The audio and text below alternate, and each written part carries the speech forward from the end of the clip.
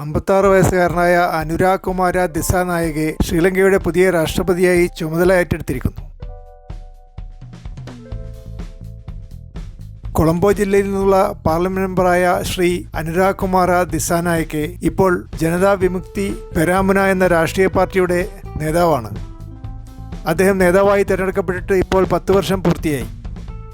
സ്കൂളിൽ പഠിക്കുന്ന മുതലേ അദ്ദേഹം ജനതാ വിമുക്തി പെരാമുന എന്ന കമ്മ്യൂണിസ്റ്റ് ആശയമുള്ള പാർട്ടിയിൽ അംഗമായിരുന്നു. 29 വർഷം മുമ്പ് അദ്ദേഹം പാർട്ടിയുടെ പോളിറ്റ് ബ്യൂറോ മെമ്പറായി തിരഞ്ഞെടുക്കപ്പെട്ടു. കഴിഞ്ഞ 24 വർഷമായി അദ്ദേഹം പാർലമെന്റ് മെമ്പറാണ്. കൃഷിമന്ത്രിയായും അദ്ദേഹം ജോലി ചെയ്തിട്ടുണ്ട്. ശ്രീലങ്കയുടെ വടക്ക് ഭാഗത്തുള്ള അനുരാധപുര ജില്ലയിലെ ഒരു ചെറിയ ഗ്രാമത്തിലാണ് ശ്രീ അനുരാഗ് കുമാര ദിസാനായകെ ജനിച്ചത്.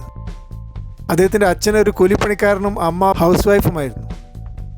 ആദ്യമായി സർവകലാശാലയിൽ പ്രവേശനം ലഭിക്കുന്ന ആ പ്രദേശത്തെ വ്യക്തിയായി അദ്ദേഹം അറിയപ്പെട്ടു.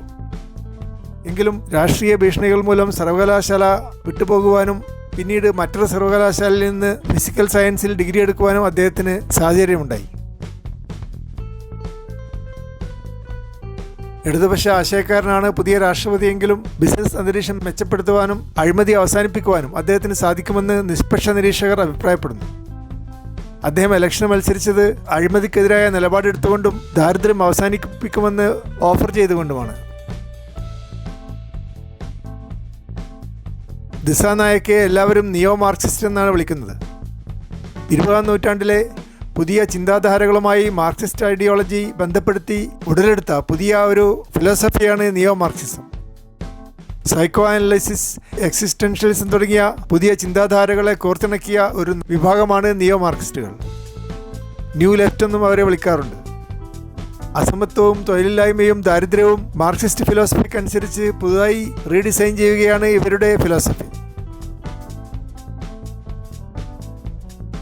രാഷ്ട്രപതിയായി തിരഞ്ഞെടുക്കപ്പെട്ട ഉടനെ അനുരാഗ് കുമാര ദിസാനായകെ ഇന്ത്യൻ പ്രധാനമന്ത്രി നരേന്ദ്രമോദി അഭിനന്ദിക്കുകയും ഇന്ത്യയുമായുള്ള ബന്ധം വളരെ പ്രധാനമാണെന്ന് സൂചിപ്പിക്കുകയും ചെയ്തു.